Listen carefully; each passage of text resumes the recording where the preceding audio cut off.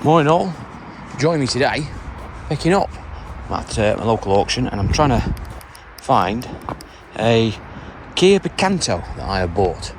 I don't buy many Kia Picantos, not because they're bad cars, it's more because that I usually can't get hold of them. Usually do silly money. And I don't know where it is. It's a 66 plate, I know that. And it looks quite a bright car. But for the life of me, it seems to have pissed off. Ah, there she is. Yeah, it's a 66 plate Picanto. I can't remember what I paid for it, but I'll put it there anyway for you. But it wasn't on the high end. I thought it was about right money. In black, as you can see. And it's not too bad, actually. I need to take them trims off and just paint the wheels. Just do a little bit of a flick can job on the wheels and put trims back on, because I don't like it when you see rust coming through wheel trims. It's actually quite clean. It's got a few little light scratches on it, but I've had my finger in them and they're not deep, so I think we'll get away with just a bloody good mop over and get them out. And a few little touch-ins, but worst cases there might be the odd bumper corner maybe, but nothing too severe. Again, it's silly things like little scratches on the door here, but if you're clever with it, put a bit of paint into that, match it up, buff it out, you'll get rid of all these and dull them out. So I'm not too concerned about that. So no panel work really of any damage or anything to worry about. Just a few light marks. If I remember right, I can't remember if this needed a clutch or not, this one. I had someone very small in it. We don't that many, you won't forget, but see if she fires up.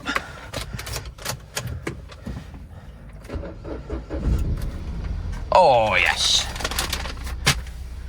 Not bad, I remember it now. So it's got a noisy, can you hear this? Got a noisy like pulley, it's like a guide pulley, or might even be old, you never know. I've just stalled it because my seat's too far back. Done 94,000 miles. It's got a little bit of petrol in it, not a lot. Disappointing. Let's pull it out. Oh no, the clutch feels alright actually. Nah, the clutch is mint. Got noisy brakes, like it's been stood for a while. Gears, ooh, they're a bit, yeah, see what I mean? Gear linkages want attention. They might put some new gear linkages on that, because that's not very nice. And we've got, you can hear, a noisy like pulley noise. Yeah, probably a guide pulley or something like that, or a tensioner. I think there's tension on the alternator, to be fair. So maybe a roller bearing and a pulley or something. Maybe the alternator could be worst case scenario. A bit of cleaning of the bonnet needed. Little pigeon feather there. But, number plates, because they're horrible. Daytime running lights out.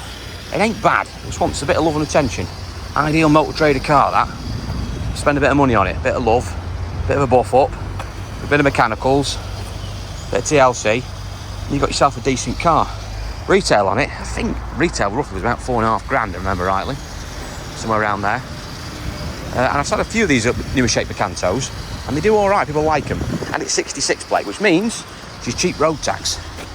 Ain't too bad inside, it's quite clean. For 94 foul. There we go, back seats what, shampoo up. Yeah, it's alright that. I'm quite pleased with that. So have a look at the service history. So we have got, it's one former keeper, we've got logbook, we've got a spare key. Oh, to my fingers in the way, sorry. Big pudding fingers.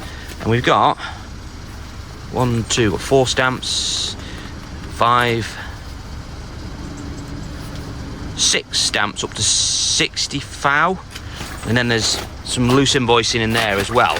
So I'll go through that when we get back. So we haven't got full service history, we'll have to go through them invoices, but we've got a decent amount of service history. We might be able to get some gaps in between, you never know. Go a bit of digging on the old MOT issue, we might be able to find some more service history for it, and obviously we'll service it anyway. So yeah, I'm quite pleased with that. Anyway, that's really my only purchase for today. I've not got much else here to pick up, so we'll get this loaded up and then we'll head back to the unit and I'll show you what's been going on there, because we've been doing quite a lot over the last few days, trying to fix warranty claims and I'm going to get stuff on sale as well. So let's get this loaded up and get back to the pitch.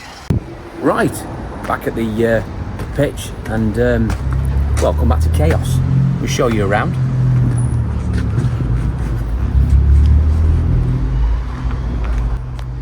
basically, as you can see, we've got we've turned into like a Land Rover Asian. We've got a lot of four-wheel drive stuff going out over the next few days for export and stuff, so we've just got the yard full of stuff. Kia's back. I'd say it drove well, but that'd be a lie because he's been on the back of the truck for the last hour. Couldn't help myself just to get the polisher out and start. We can't tell with the sunlight, but it's all a little bit bitty. But I've just done a little patch area here with a mop, and it's come up quite well, so it looks like it's going to buff up really well. Flatten the polish. There was a little scratch here as well. It's quite deep, but we've managed to put a bit of wet flat on it, and then it's come out. So I reckon we do the whole car, and it will make it like a piece of glass. And they say just paint these wheels, put the caps back on, and yeah, we're pretty smart there. And so we'll get that off later and sort that out because we need to have a look at them gear linkages. We've also come back as well to a couple of sales, which is good news because it's been not the best of weeks really. We've had a lot of claims on, and we haven't sold many, but my salesman's been on top form whilst I've been away this morning, and he's sold the VW up. Local sale as well, around the corner. Bloke came in, just wants a cheap car, cheap insurance, cheap tax. He's not bothered about extras, just wants a reliable. So got him straight into the up, 3,600 quid, wherever it was later. So you can't get it cheaper than that to run. Group 1 insurance on the old road tax. Wasn't bothered it was a base model, so we called that one right. I was a bit concerned that we might have that for a while, but it being a base model, but full out. We've not even had it a week. So that is good news. And also he's sold the Silver Astra, which again has only been on sale for a couple of days. The chap's bought it as is. We've just got to get the paint man to come and get some paint sorted on it at some point. On the front bumpers, a little bit on the front there, which we're having done. And that's really it. So that's good news. We sold a couple of cars. It's great. So we've had a bit of interest on the old Suzuki Celerio as well this morning. But it's not looking too bad really. So but just got to get rid of all these votes because we're getting people coming in asking, is this for sale? Is that for sale? Is this? You're like, no. We have to put big signs in saying not for sale, but it still gets people drawn in. Land Rovers unfortunately have that pull because they look very nice cars and they're starting to come very good value. But in reality, I wouldn't want a real retailer Land Rover or Range Rover Evoque, if I'm honest with you. This is just you have to do so much work to them. So much work to them. I would retail one of them though, an ASX. They're good cars, but that's being exported as well. We've also got iX35 back as well. That's been to MOT and passed. Fit 500 is going out in the morning. I put post out today, but ladies postponed it till the morning. That should be going out later in the week. We've just got to sort some last minute things on that. That passed its MOT, so that's good news. I've got a Renault there I need to do some work on. I need to get a clutch and cam belt sorted on that. That's also sold. Inside, we've got warranty situations. Warranty claim there, that's done. That was a bonnet catch. We need to get that back to the customer.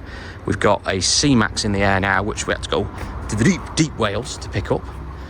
This is the one I mentioned in a previous video that just collapsed. I think the guys had it about 6 weeks, a month and a half maybe, something like that. Yeah, and it wants a whole hit on it, so it wants a blooming clutch kit in it, master cylinder. Clutch master cylinder's not great. Yeah, and then we've also actually found a small water housing as well. We took the gearbox off that's just started to leak. It's not lost much coolant, but it's just started to go, which you wouldn't have never found if we hadn't took the gearbox out. So I suppose really a bit of a blessing that we can change that while we're there, because it was absolutely buried. So we're just getting that fixed up and get that gone back to the customer, and then we can crack on with our own stuff. I mean, actually in a few days I'll get my yard back because I've got like 13 vehicles, including vans and big pickups here that are going, so it'll look like we're empty again. Right, later on in the day, let me give you an update on the Picanto, and also as well some other little cheapies I've got, because at the moment really that's all we seem to be selling is stuff between 2.5 to 3.5 grand, maybe a fraction over, certainly under 4 grand. Once we get over 4 grand at the moment, I'm not saying we're not selling stuff, because we are, but they're just not selling as quick. There seems to be a sort of a really niche point of stuff between 2.5 to 3.5 grand, and obviously stuff under 2 grand as well, but we don't get that much under 2 grand stuff anymore, because it's really hard to find stuff that you can make great for under 2 grand that you can put a warranty on, because I put a warranty on all the vehicles and think the car's going to last a few years. We do have the odd one, probably get a couple of months maybe, but we don't get that many unfortunately anymore. But 2.5 to 3.5 grand can get you a car that lasts a fair few years without any shadow of a doubt, maybe longer if you've bought something sensible, maybe something Japanese or with a Japanese engine in, like this Peugeot 108. Yes, it's got a Japanese engine in. These are not Peugeots or Citroens. Forget that. Forget the badge, just Toyotas. As long as you buy the 1 litre, old model or this new model, they're great sellers. And this will sell instantly. We'll get this gone in 24 hours because of the price point. It's only going to be 2,800 quid, which does sound rather cheap, because the cheapest one I've ever sold of this Mark II C1 108s Igos was a few weeks ago, 3.5 grand. Well, this one's got slightly over average miles. I was unsure whether to buy it, because it's done 116,000, I think it's just turned. However, I know the engines are good. I know they're good for a couple 100,000 miles, easy if you look after them. And it fits into that price point at the moment where someone will just want to buy it and go, I'll get 3 or 4 years out of that. I'll get 3 or 4 years out of it before it becomes troublesome, and then I can get rid of it. And for that sort of money nowadays, that's what you get, I'm afraid. That is what you get. 10 years ago, 1,500 quid would have got you a car that would have done that. Now, unfortunately, really since COVID and all sorts of reasons, cars have just been, just gone up in value, and they never really come down. Gone are the days where you could get a car for 500 quid and get 2 years out of it, unfortunately, because that's what it was like 10, 15 years ago. Anyway, we've got that now. It's really clean. So I only gave 1,400 on 50 quid for it, something like that. Doesn't require any paint. It's just the mileage. So you could say lets it down, but that's why it's priced that accordingly. If it had 70,000 miles on it, the retail price on one of these would have been probably somewhere near 4 grand. But it's done 116, so priced up sensible money.